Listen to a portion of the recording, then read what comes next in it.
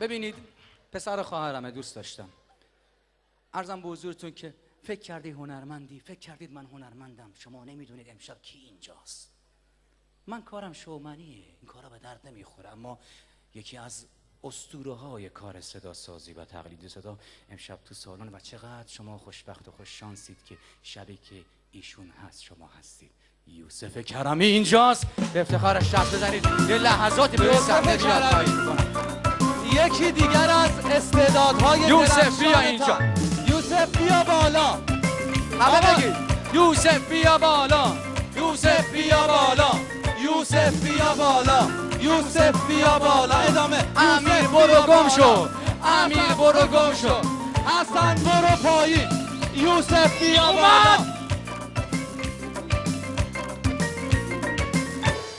شما بارها کارهای زیبای یوسف رو دیدید. وقتی که میره تو جلد این فردوسی پور، اصلا انگار خود فردوسی پوره. به امیر افشار گفتم اسم کوچیک فردوسی کیه؟ گفت معلومه میدون.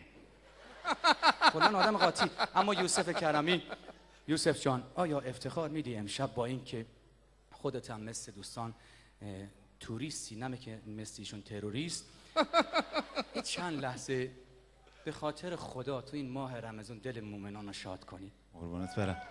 به افتخارش. به افتخار یوسف کرمی عزیز.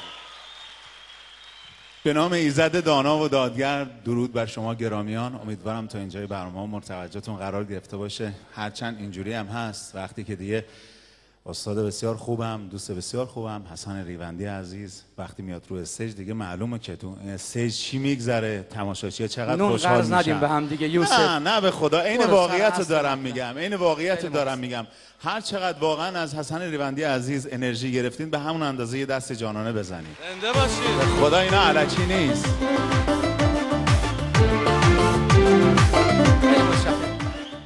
یوسف این شما این حضار محترم. آخه ببینین یه جریانی هست، اینه که واقعا امشب شب حسن ریوندی هست. اگه از من دعوت کردم بیام رو استیج بزرگواری خودشو میرسونه.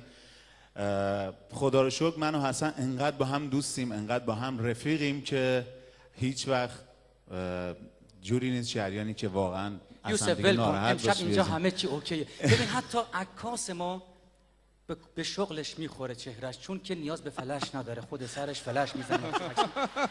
همه چی اینجا امشب انگار دست به دست هم.